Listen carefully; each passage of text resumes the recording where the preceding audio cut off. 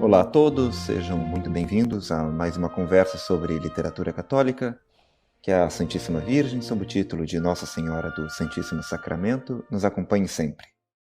Da última vez eu tinha falado um pouco sobre o Nó de Víboras, do François Mauriac, e eu aproveitei para falar também sobre o modo como o próprio Mauriac via o processo de criação de um escritor católico, e a relação entre o criador, o autor e os personagens.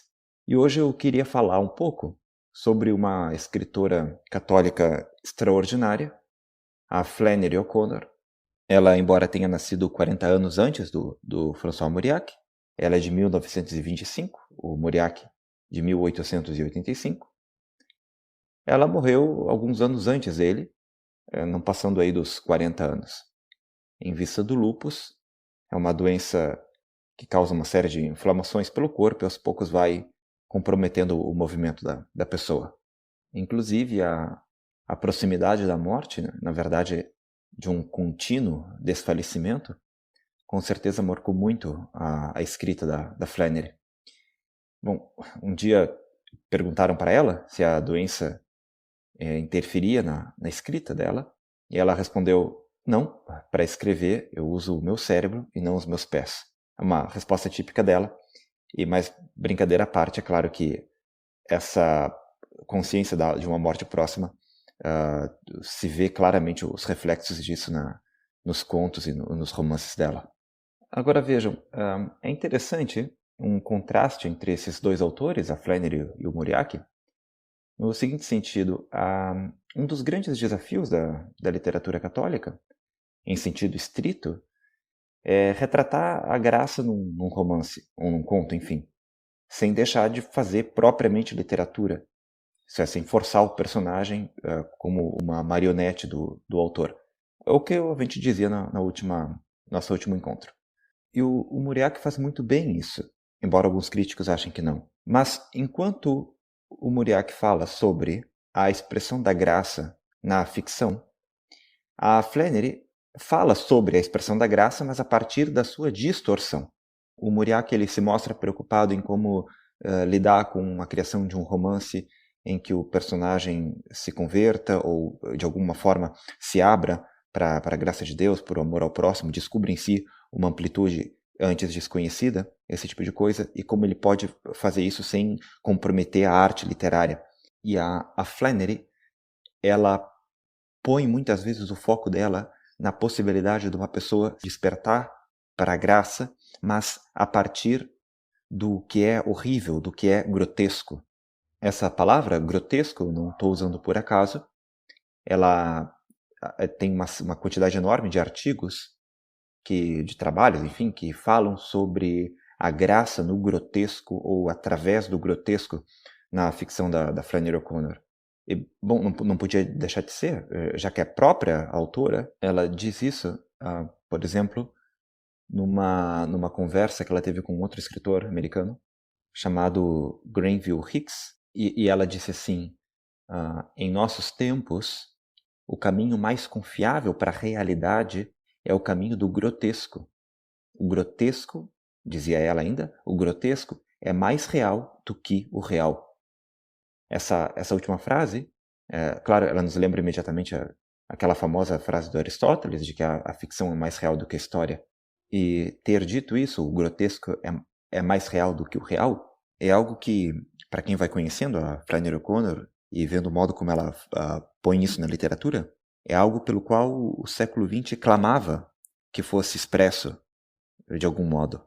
Mas para entender isso um pouco melhor, eu queria citar outra frase dela, que é de um artigo de 1957, que se chama O Escritor de Ficção e Seu País. E nesse artigo, ela diz o seguinte: o romancista, com preocupações cristãs, encontrará na vida moderna distorções que lhe são repugnantes, e seu problema será fazê-las parecer distorções para um público acostumado a vê-las como naturais.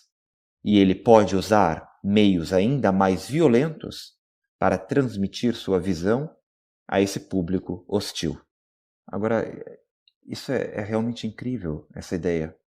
Quer dizer, mostrar como aquilo que nós nos habituamos a ver como normal ou indiferente é, na realidade, monstruoso.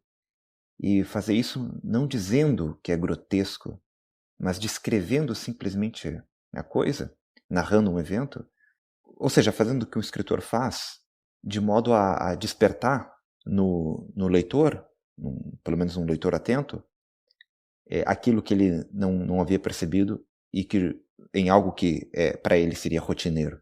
Não que as situações da Flannery sejam situações comuns, rotineiras, longe disso, mas ela faz com que a visão daquilo que é rotineiro seja transformada completamente. Bom, é claro que eu vou dar um exemplo disso para que a coisa não fique só na teoria, mas antes ainda eu queria dizer que essas ideias da Flannery, pelo menos, ou seja, o modo como ela se propõe a fazer literatura, me lembram uma coisa que um filósofo muito anterior a ela escrevia, que é o Blaise Pascal. Bom, o que é que tem a ver uma coisa com a outra? O que é que tem a ver Flannery O'Connor com Blaise Pascal? Tem a ver o seguinte, o Pascal, nos seus pensamentos, bom, ele não escreveu uma obra chamada Os Pensamentos, ele escreveu uma série de pensamentos que depois foram editados sob esse título. Mas enfim, ele escrevia que as nossas misérias são misérias de um rei destronado. Como assim? Olha o exemplo que ele dava. Ele dizia assim: ninguém se sente infeliz por não ter 3 olhos, mas se perder um dos 2 olhos que tem, então se lamenta e muito. Ou seja, nós só nos afligimos por aquilo que perdemos. E a ideia que está por trás desse exemplo é o fato de que a nossa insatisfação constante na vida é um sinal de uma plenitude que foi perdida, de uma felicidade anterior que foi perdida. E isso que o Pascal faz, vamos dizer, na filosofia, mostrando como o homem está sempre em busca de algo, desesperadamente em busca de algo que o satisfaça plenamente, sem nunca conseguir, e mostrando como essa busca desenfreada é o sinal de uma felicidade perdida, a Flannery retrata isso na literatura, porque toda a violência dela, todo o próprio grotesco que ela usa, é para deixar entrever uma bondade corrompida. E ela faz isso pelo próprio modo de narrar, de descrever. Ela faz o leitor ver o que está para além daquele horror todo. Que, aliás, não deixa de ser cômico, porque a Flannery O'Connor também tem um senso de humor único na história da literatura. Mas bem, só para terminar essa primeira parte, esse modo de fazer literatura, de fazer ficção, não deixa de ser um convite, uma convocação, é quase um grito para não desperdiçar o sofrimento. A Flannery ela dizia o seguinte: os personagens que eu mais amo, eu me sinto obrigada a carregá-los com o sofrimento. Porque ela diz isso porque ela via uma relação muito forte, e não podia deixar de ser, como católica que era, entre o sofrimento e a purificação. Só que muitas vezes, ainda mais no contexto em questão, muitas vezes o sofrimento é desperdiçado, o que podia ser um motivo de purificação é tido como banal, é banalizado. E a Flannery O'Connor é um antídoto contra isso. Isso é o que ela mesma diz da literatura, em outro momento. A ficção é um antídoto contra a separação do espiritual e da vida cotidiana. Muito bem, esses elementos, então, o grotesco, o sofrimento, às vezes até com uma dose de sadismo, eles estão presentes em muitas obras da Flannery. Falando nisso, ela escreveu 2 romances, um se chama Sangue Sábio e o outro é O Céu é dos Violentos.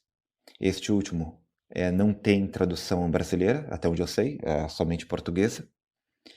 Escreveu também 3 coletâneas de contos, e além de um diário de preces, que eu acho que também só tem tradução portuguesa. Mas o exemplo que eu queria dar hoje é de um conto que se chama Um Templo do Espírito Santo.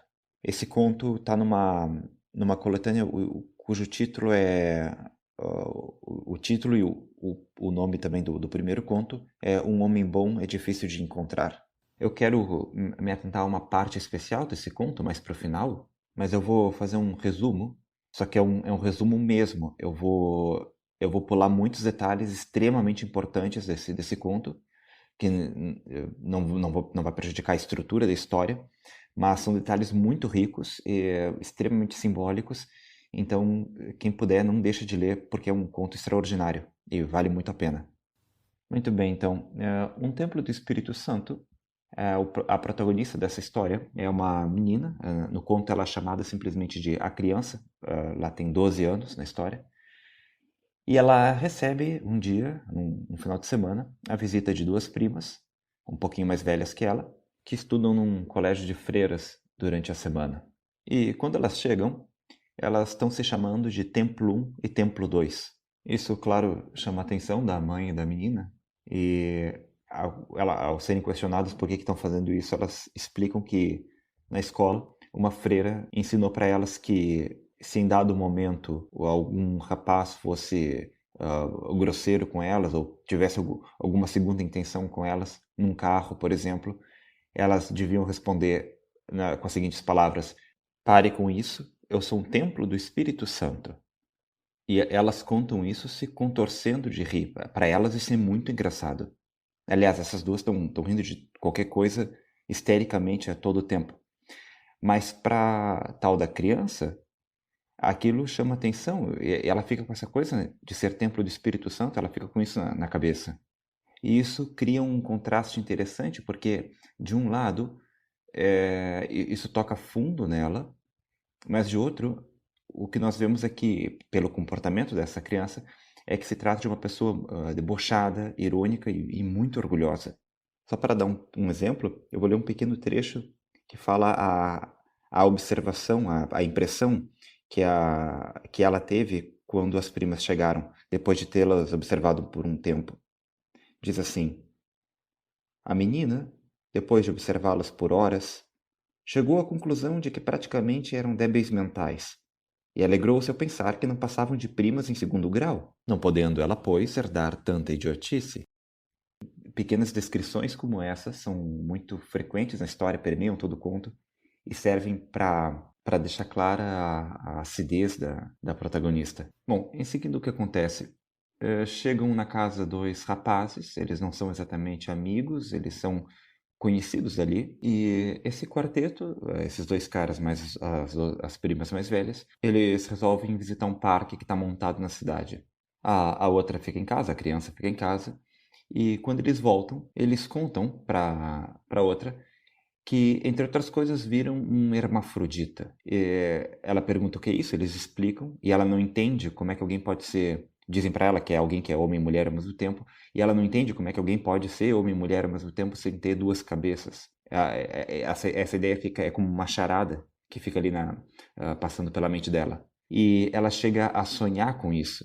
Mas tem um detalhe: quando eles contam isso, eles contam que o hermafrodita ficava dizendo para as pessoas que, apesar de ser daquela maneira, ele era um templo do Espírito Santo também, que Deus o tinha feito assim e que ele aceitava isso e que essa era a condição dele e que ele era um templo do Espírito Santo. E a criança então sonha com isso.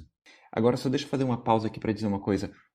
Se vocês estão achando essa história estranha, não se preocupem, é normal, porque é extremamente difícil resumir as histórias da Flannery O'Connor sem parecer um absurdo. E essa aí não é nada ainda comparada a outras mais complicadas ainda. Agora, se vocês forem forem ler a história, aí vão ver a maravilha que é. Bom, então, o que acontece até agora? Quais são as estruturas que a gente tem? A menina, ela é orgulhosa, debochada, embora seja de fato mais inteligente que as outras. Ela ouve dizer que é um templo do Espírito Santo, aquilo toca fundo nela. Ouve que uma aberração, como um hermafrodita, também diz de si próprio ser um templo do Espírito Santo. Aquilo toca mais ainda nela, que ela chega a sonhar com isso. E chega então o final da tarde de domingo, a hora das primas voltarem para a escola, que se chama Monte Santa Escolástica. E essa criança e a mãe dela levam as duas até a escola. E, bom, O que eu vou ler para vocês então agora são os parágrafos finais do conto. Só para situar, vai aparecer um nome aqui que se chama Alonso Myers. Ele é o motorista ali que está levando o carro. E eu vou ler desde o momento em que elas saem para voltar para a escola até o momento em que as duas, a mãe e a filha, voltam depois de tê-las deixado lá. E, enfim, claro, o que acontece nessa circunstância. Muito bem, vamos lá então.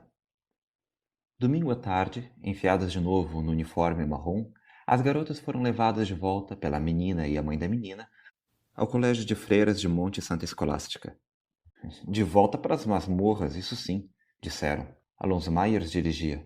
A menina sentou-se ao lado dele, sentando-se a mãe atrás, entre as duas, as quais dizia aquelas coisas que a visita tinha sido muito agradável, que elas viviam outras vezes, para depois falar dos bons tempos compartilhados no colégio por elas e as mães das garotas. A menina, sem dar a mínima atenção a tanta tagarelice, colava-se na porta o mais que podia para espichar a cabeça para fora do carro. De Alonso Myers, nem mesmo por ser domingo, se exalava um cheiro melhor. Com o cabelo ao vento a lhe cair pelo rosto, a menina podia olhar diretamente para o sol de marfim que se encaixava no meio da tarde azul. Mas, quando tirava dos olhos a proteção do cabelo, era obrigada a apertá-los bem para continuar olhando.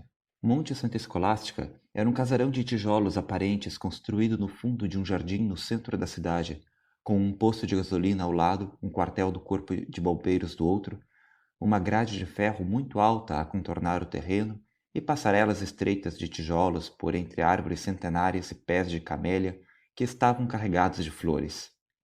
Uma freira corpanzuda, cara de lua, toda afobada, veio abrir-lhes a porta, abraçou sua mãe e já ia fazer o mesmo com ela, que todavia se manteve numa postura distante, estendendo-lhe a mão e dirigindo o olhar, além dos sapatos da religiosa, para os lambris de madeira. Tinham tendência a beijar até crianças sem graça, mas a freira apenas apertou sua mão com tanta força que os dedos estalaram nas juntas, e disse que deviam ir para a capela, pois a ação de graças já estava começando. É a gente botar o pé na porta que elas botam a gente para rezar, pensou a menina enquanto se precipitavam pelo corredor lustroso. Até parece que ela vai pegar um trem, prosseguiu na mesma linha, pouco cortês, quando entraram na capela, onde as irmãs se ajoelhavam de um lado e as alunas, todas de uniforme marrom, do outro. A capela cheirava a incenso. Verde clara e dourada, tinha uma série de arcos convergentes que se encontravam com o que havia sobre o altar, onde o padre se ajoelhava curvado diante do ostensório. Por trás dele, balançando o turíbulo, um garotinho de sobrepeliz. A menina ajoelhou-se entre a mãe e a freira, e o tanto mergo já ia adiantado quando afinal seus pensamentos feios cessaram e ela começou a perceber que estava na presença de Deus. Ajude-me a não ser tão ruim, começou então mecanicamente. A não ser tão impertinente com minha mãe e não falar como eu falo. Sua mente foi se tranquilizando para logo esvaziar-se. Porém, quando o padre suspendeu o ostensório com a hóstia cor de marfim a reluzir no meio, era na barraca do parque que ela estava pensando, a barraca da aberração, que dizia: foi assim que ele me quis e eu não discuto com ele. Quando estavam na porta do convento, saindo, a freira robusta se atirou sobre ela, puxou-a para si e quase a sufocou no hábito preto, esmagando-lhe o rosto no crucifixo que tinha preso ao cinto, para depois afastá-lo um pouco e examiná-la atentamente com seus olhinhos de flor. A caminho de casa, a menina e a mãe sentaram-se no banco de trás, enquanto Alonso dirigia sozinho. A menina notou que havia 3 dobras de gordura na nuca do rapaz e que ele tinha orelhas pontudas quase como as de um porco. A mãe, para puxar conversa, perguntou a ele se ele tinha ido ao parque. Fui, ele disse. E ainda bem que fui a tudo, porque o parque não vai ficar até semana que vem, como eles disseram que ia. Por quê? Perguntou a mãe. Fecharam tudo, ele disse. Vieram os pastores da cidade fazer uma inspeção e aí chamaram a polícia e fecharam. A mãe deixou morrer a conversa, enquanto o rosto redondo da menina se perdia em pensamentos. Virando-o para a janela, ela olhou para uma grande extensão de pasto que se elevava pouco a pouco e a seguir decaía com um verdor concentrado para encontrar a mata escura. O sol era uma enorme bola vermelha como uma hóstia empapada de sangue. E quando sumiu de vista, deixou uma listra fina no céu, como uma estradinha de terra a pairar sobre as árvores. Bom, e aqui termina o conto. Muito bem, eu só vou atentar para alguns detalhes desse trecho. Bom, em primeiro lugar, reparem na sutileza, no modo como a Flannery vai mostrando, por exemplo, o orgulho da menina. Por exemplo, quando ela diz, né, com o cabelo ao vento a lhe cair pelo rosto, a menina podia olhar diretamente para o sol de marfim, que se encaixava no meio da tarde azul. Mas, quando tirava dos olhos a proteção do cabelo, era obrigada a apertá-los bem para continuar olhando. Tentar olhar o sol de frente é o modo como ela está quase que pintando a expressão do orgulho. E apesar desse orgulho todo, teve uma parte que eu não mencionei, mas só para citar bem rapidamente, essa criança, ela pensou que poderia ser mártir e ela começou a raciocinar sobre isso e ela pensa, bom, eu poderia ser mártir desde que me matassem bem depressa.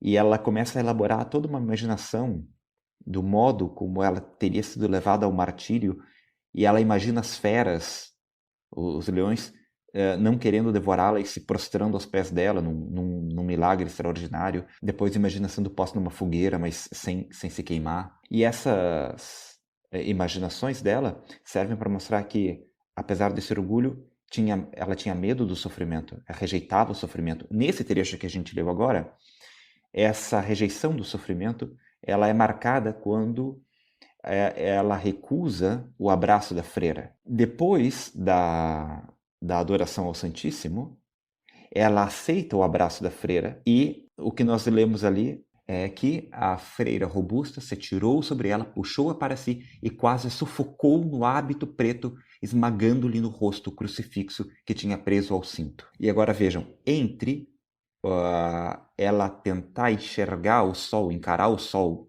e ela ter aceitado o crucifixo sendo esmagado na sua carne, na cara dela, o que acontece entre essas duas coisas é a adoração ao Santíssimo, na qual ela lembra do que o hermafrodita dizia, eu sou assim, Deus me fez assim e eu aceito, eu sou um templo do Espírito Santo, e ela pede ao Santíssimo para não ser egoísta, orgulhosa, esse tipo de coisa. E talvez a figura do hermafrodita, declarando de si próprio ser um templo do Espírito Santo, é o que marca nessa criança a ideia de que a graça atua nessa aberração e, portanto, pode também transformar o orgulho dela e faz isso esfregando na cara dela a cruz de Cristo. Depois disso, quando ela volta para o carro com a mãe, reparem que duas coisas. Primeiro, ela não deixa de ser imediatamente debochada.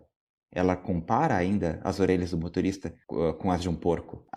Aquela inclinação para o deboche, para a ironia, para o sarcasmo continua nela. Mas ela consegue olhar para o sol que está se pondo e que parece uma hóstia empapada em sangue, como diz o narrador. Ou seja, ela já não tenta mais olhar para o sol como um desafio de grandeza, mas como uma comunhão no sofrimento. E uma comunhão no sofrimento que a qual ela chega a partir de um lado do relato do hermafrodita que se diz habitado pelo Espírito Santo, mas também depois por essa imagem da cruz lhe sendo esfregada na cara. Depois também, por último, vale ressaltar aquela passagem no finalzinho, onde a mãe pergunta para o motorista por que fecharam o parque, e ele diz que vieram os pastores da cidade fazer uma inspeção e chamaram a polícia. E ali a gente vê esse contraste entre o que aconteceu com a menina e esses pastores que são policiais da moral e não suportam a ideia de que a graça se manifeste naquele contexto. Bom, muito bem. Eu hoje me limitei a apenas algumas colocações que a Flannery O'Connor faz quanto à criação literária, a importância da literatura. Vejam que é um contraste muito interessante. Um outro ponto de vista, né, se comparado com o Mauriac, mas os dois convergem, afinal de contas, na compreensão de que a literatura tem o poder de despertar o leitor para algo maior do que ele, para um mundo maior do que ele, que às vezes estava na cara dele e não tinha percebido. Embora façam isso de modos completamente diferentes, lógico. Ainda tem muitas outras coisas para falar sobre a Flannery. Eu espero voltar a essa escritora várias vezes. Mas por enquanto é isso, pessoal. Muito obrigado aos que acompanharam até aqui e até a próxima segunda com uma nova conversa sobre a literatura católica. Nossa Senhora do Santíssimo Sacramento, rogai por nós.